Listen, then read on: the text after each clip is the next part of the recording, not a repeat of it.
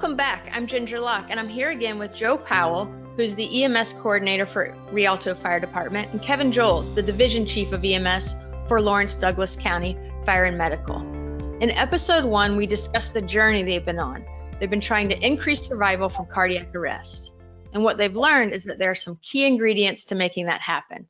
And we'll hear more about those ingredients in this episode. In episode 1, we learned about one tool, the auto pulse. In this episode, we'll hear about some more tools. But before we dig into those, I wanted to go back to the beginning and learn about how, and really why, this journey began. Joe, how did you and your department decide to make saving lives from sudden cardiac arrest your important journey? Yeah, thanks, Ginger. We had to look at, where the low-hanging fruit was and where the most lives we could save. And that was definitely in cardiac arrest versus suppression, where we spend a lot of money, but we don't have a lot of lives to be saved. And so we looked at it that way. In Rialto, my chief says we have to have big, hairy, audacious goals. And, part of our mission, vision, and values is to bring value to the community measured in lives saved and the quality of lives saved. And so it's the number of lives that we save and the quality of lives, right? So we can't just bring people back, right? We have to bring them back and have them neurologically intact to some extent. And so that's where we've got to go. It's the quality of lives and the number of lives saved. But when you look at where the low-hanging fruit here is in a fire department that has, that with a relatively large budget, not that we're not a broke fire department, but with a lot of money put towards suppression, you've got to say where is the life threat? And the life threat, unfortunately, is not in suppression, right? There's a couple lives a year in suppression that we can save if we do our job right there. But there is hundreds of lives a year that we can save in cardiac arrest, right? And this advanced cardiac resuscitation program. And so that's kind of the low-hanging fruit for us. We had to look at it and say, where are we going to save the most lives and how are we going to create the most quality in those lives? And so we looked at where we were losing the most folks, and it was right in cardiac arrest. And we said, we got to do something about this. And we went back, looked at our data, looked at what our ROS percentage was, what our neurologic attack survival percentage was, and said, we've got to do better. I'm anxious to dig into another tool. When I learned about apneic oxygenation, when I learned that was in the bundle of care, I was thrilled because I first heard about this in a podcast years ago, and I kind of wondered if that concept just lived in the podcast. And it sounds like you have, and your team have brought it to the field. What can you tell me about it? How can you explain how it fits into the toolkit for advanced care resuscitation?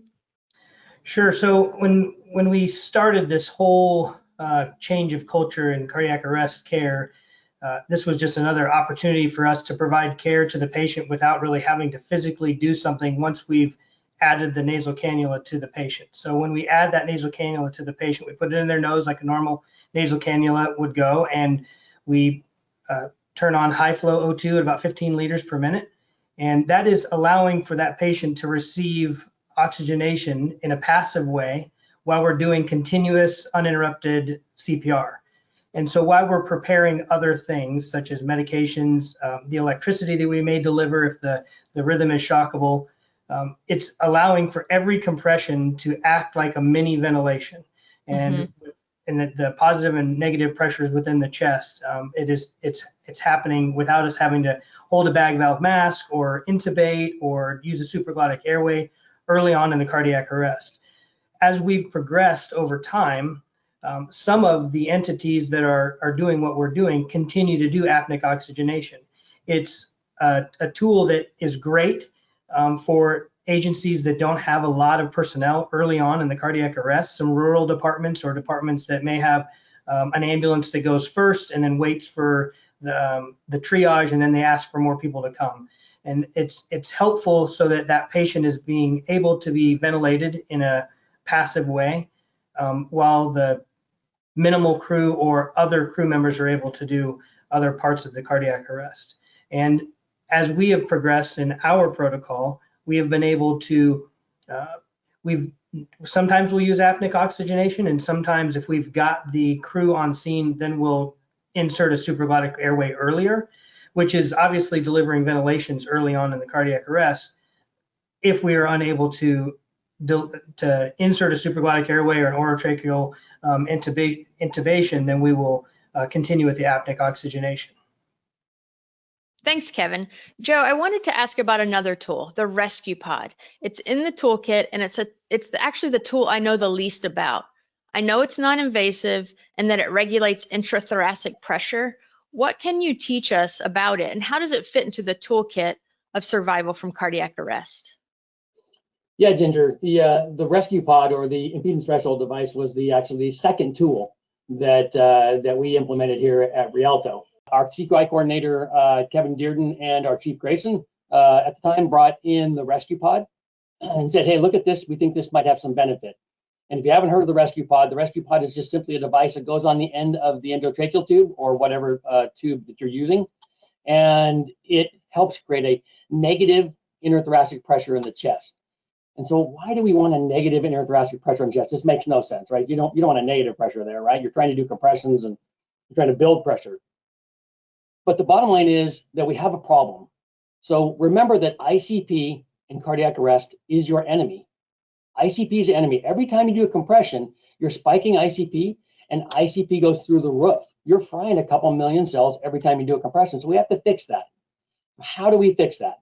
Well, when you look at compressions and you look at interthoracic pressure and intracranial pressure, we know that if you create a negative interthoracic pressure in the chest, it drains more blood out of the brain.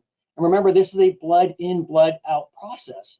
So paramedics tend to, and doctors, nurses tend to think about getting blood someplace.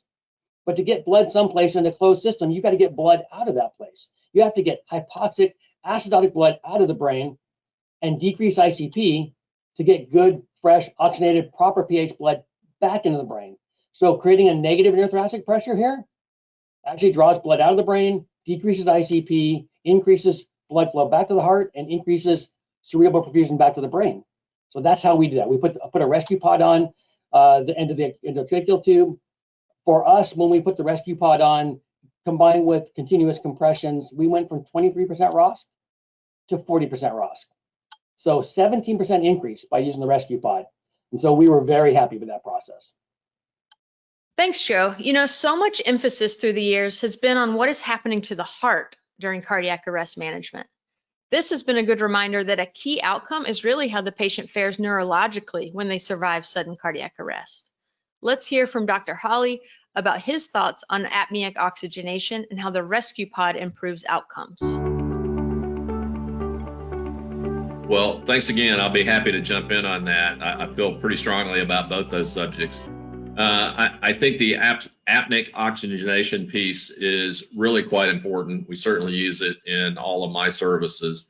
The concept here is that you literally supply oxygen through a nasal cannula or something similar without any real focus on the ventilation piece.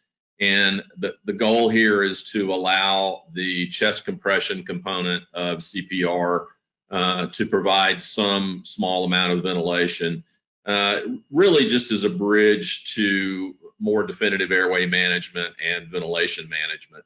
So the idea is that high flow O2 that's in the oral nasopharynx would be entrained into the lungs via the bellows effect that's going on from CPR. That helps to provide some oxygenation to the blood, and again provides a nice stopgap until we can get our more significant and advanced airway management done. So let's spend a few minutes talking about the impedance threshold device, or the ITD, better known as the rescue pod. Its addition in CPR is vitally important for high quality CPR, and it's important to understand how the device works in order to ensure that you're utilizing it correctly. So let's do that with a really simplified model of cardiac arrest, and that is basically in cardiac arrest, the pressures inside the head, the chest, and the vasculature are all zero because we have no heartbeat generating any kind of pressures at all. When I press on the chest during the chest compression phase, I raise the pressure inside the chest from 0 to say 40 centimeters of water. And that pressure differential is what pushes everything out of the chest: air, blood, both arterial and venous. And that pressure differential is what causes flow. That's basically how nature works. Things that are in a liquid or gaseous state move from high pressure to low pressure. So raising the pressure inside the chest means movement of blood and air out of the chest. Some of that blood flows into the head where we want it so that we can generate neurologically intact survivals. But we also push venous blood into the head at the same time. And standard CPR relies on the valvular system in our vascular system to sort of limit the amount of backflow and tend to push things only in one direction. But that's not very efficient, and I think that's part of the reason that standard CPR does not generate great flows nor great pressures, because we just have a difficult time moving enough blood for good quality perfusion. So if we think about what happens in the relaxation phase of CPR, when I come off the chest, the pressure in the chest returns to basically zero. It might go negative just a little bit, maybe -1 or 2 millimeters of mercury in the process, but not very much. And part of the reason for that is that as soon as we allow the chest to return to normal, air moves into the chest to cancel out any vacuum that's being generated. Again, the pressure outside the body now is higher than the pressure inside the body, in the chest cavity anyway, and so air flows in there immediately. It's how we work on that's our regular physiology. So if we think about the issue related to CPR here, on the decompression phase, we have a very, very small, if any, pressure differential from the thoracic cavity to the head, the brain, other parts of the body. And so there's no pressure differential to encourage flow out of those areas and back into the chest. That results in poor draining of the brain, poor perfusion through the brain, because we're pushing it in, but we're not getting it out very well. And it ultimately results in the inability to make room in the head for fresh oxygenated blood. If we add the ITD to the airway, whether that's via a well-sealed bag valve mask or a ITD or supraglottic airway, what that does is during the decompression phase of the chest, a valve inside the ITD does not allow air to rush into the chest until a certain amount of vacuum is created inside the chest, -15 or so. So by not allowing air to flow in, we can, for a brief time during the relaxation phase of CPR, generate -15 inside the chest. And if we're still 0 in the head and we're -15 in the chest, now we have a pressure differential resulting in much better flow.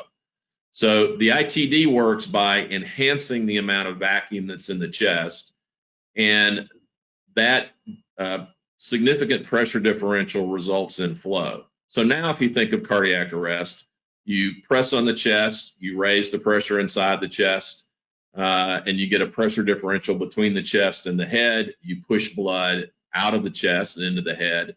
And on the decompression phase with the ITD, now you go from 0 to -15 inside the chest. It's still 0 inside the head. So you have a 15 millimeter of mercury pressure differential between those two, and therefore you get blood out of the head and back into the chest. That fills the heart up more than you would have otherwise, and it pulls blood out of the head, which makes more room for fresh oxygenated blood to make it into the head. So that's the basic physiology behind the ITD. There have been a very large number of studies looking at this physiology. More than 20 that I'm aware of in animal models that have completely supported that physiology. And now as we look at individual studies in patients in the field, we see outcome differences related to that, mostly because we're convinced we're getting much better perfusion in the brain. Our neurologically intact survival is up, And we clearly are doing a better job perfusing the brain, which obviously is what we need to do to ensure neurologically intact survival. This episode has filled in some blanks for me about what the bests are doing in cardiac arrest care. I hope you're enjoying learning along with me as we've talked to Joe and Kevin and Dr. Holly. I have no doubt that you have questions by now. I've tried to ask the ones you might have, but I can't think of them all. So send your questions to acr@zoll.com. And remember, we get to see these guys live in episode 5. See you soon.